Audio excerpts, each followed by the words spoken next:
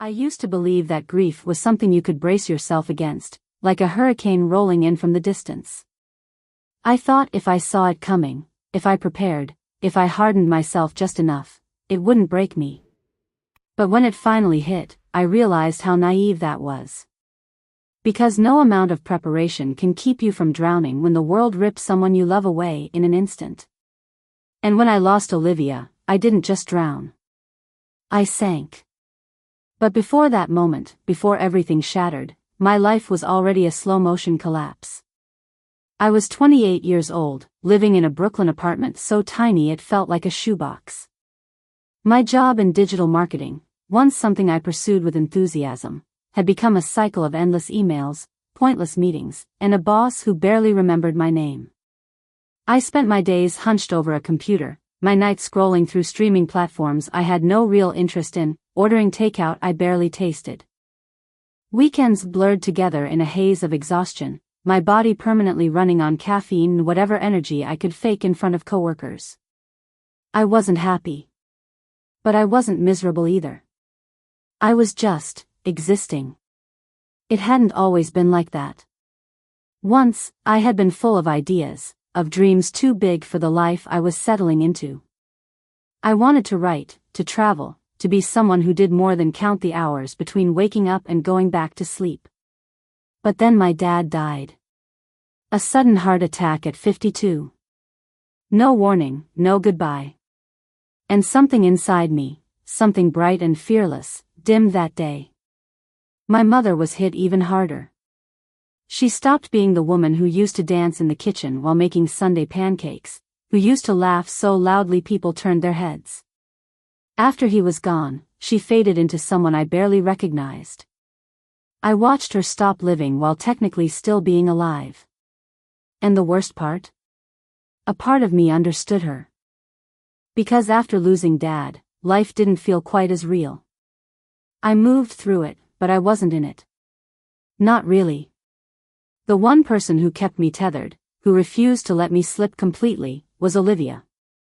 My younger sister. My best friend. The light in every dark room. She was 25, with a sharp wit and a laugh that could shake the walls. The kind of person who made strangers feel like old friends.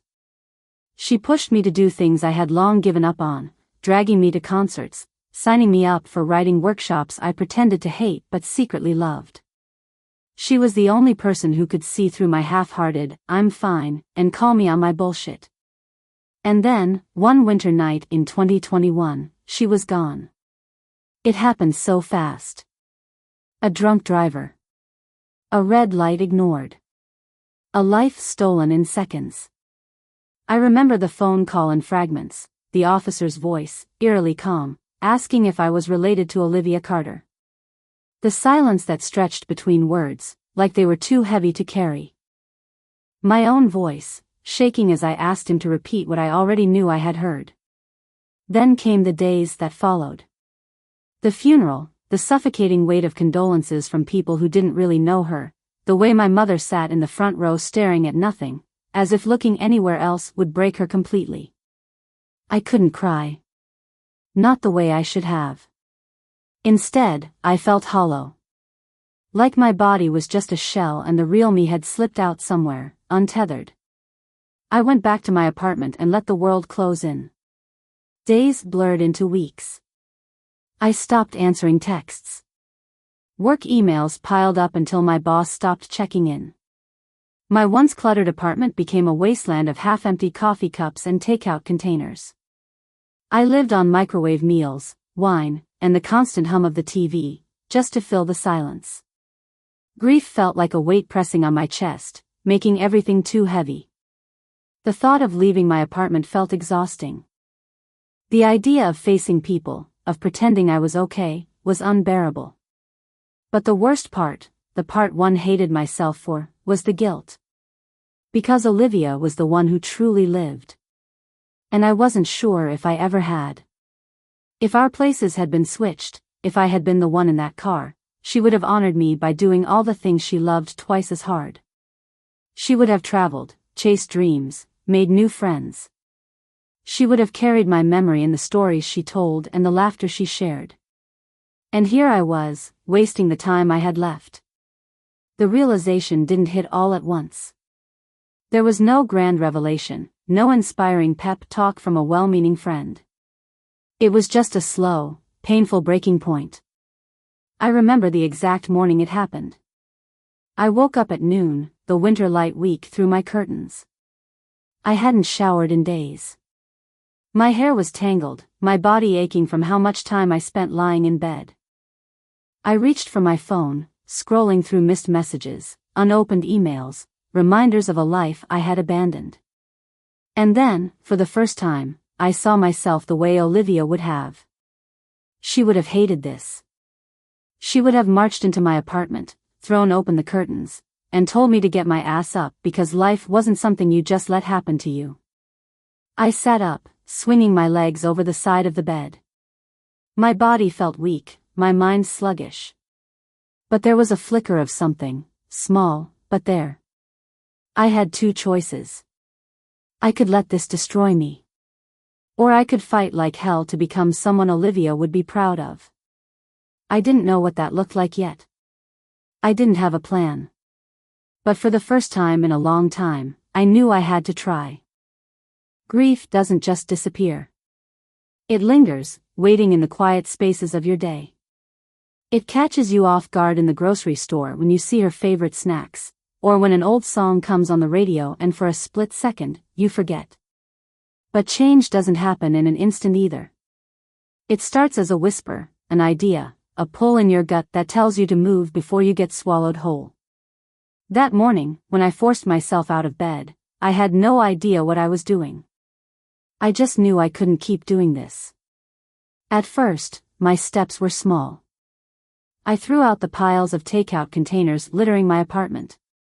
I showered. I answered a few texts, even if my replies were short and robotic. None of it felt like progress, but it was something.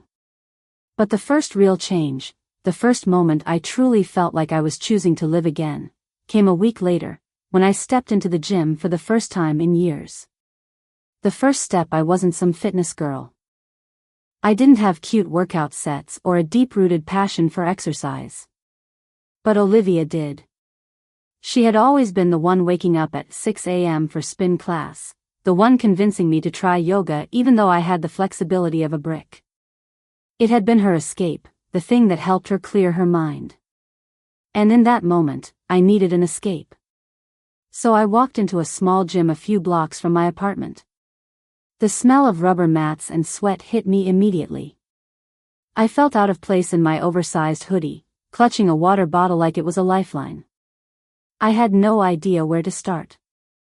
The weight machines looked like torture devices, the treadmills were full of people who actually knew what they were doing.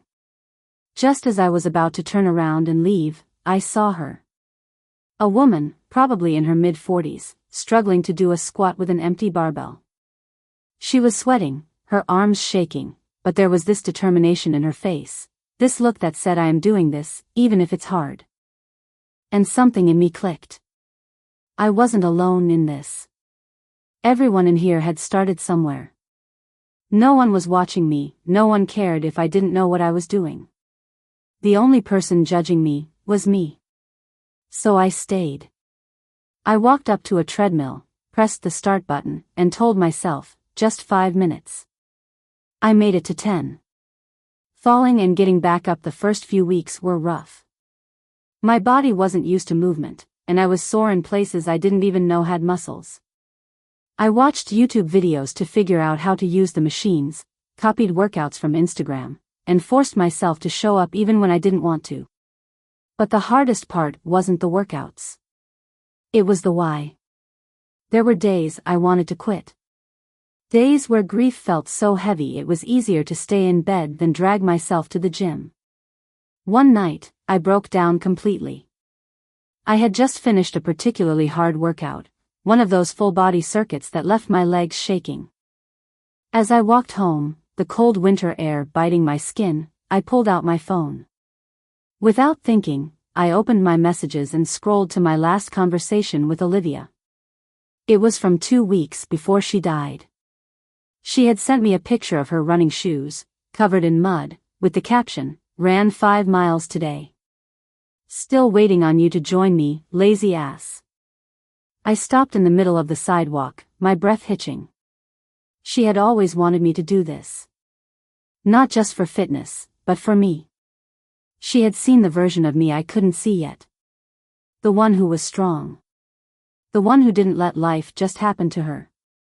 I stood there for a long time, staring at the screen, tears freezing on my cheeks.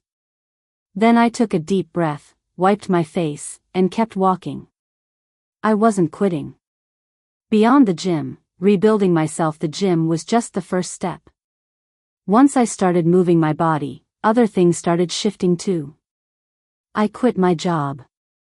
It was terrifying, walking away from something stable when I had no backup plan. But I knew I couldn't keep sitting at that desk, wasting away in a career I didn't care about. Olivia wouldn't have settled, and neither would I. I started writing again. Not just journaling, but real writing, the kind I had once dreamed of turning into something. I submitted articles to online magazines, started a blog about my journey, poured every ounce of pain and healing into words.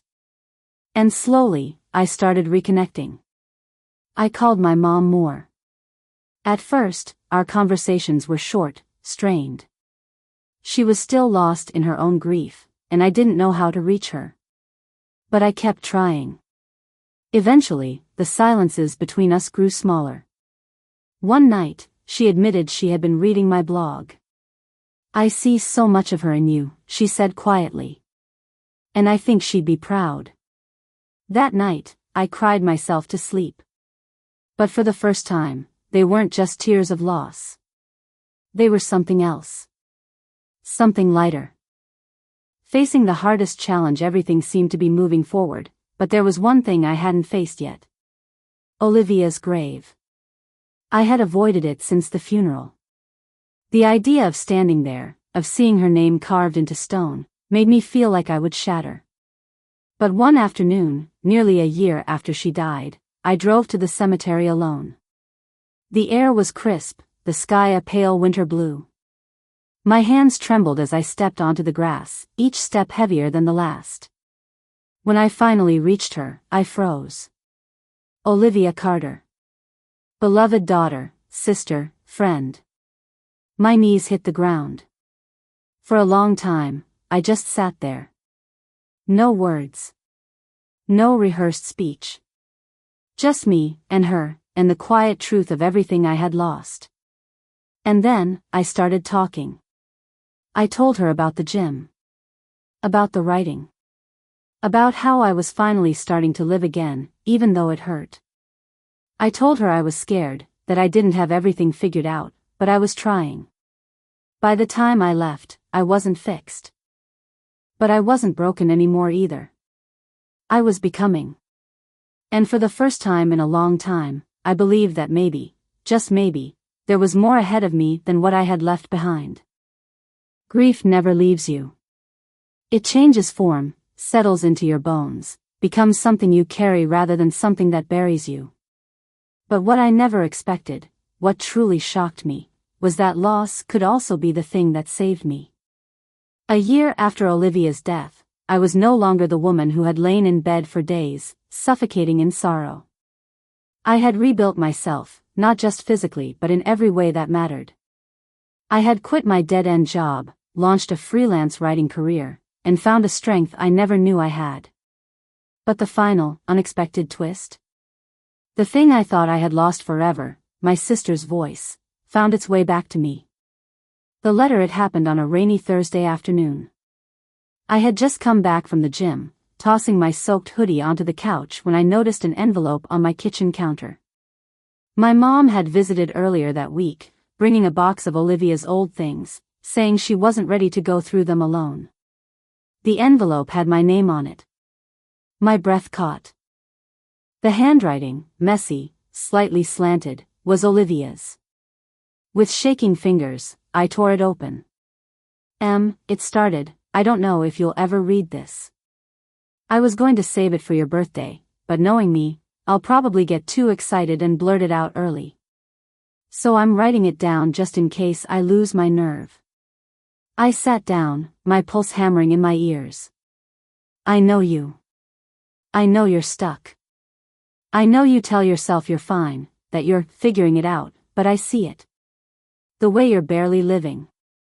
And it kills me, because you are the most brilliant, stubborn, passionate person I know.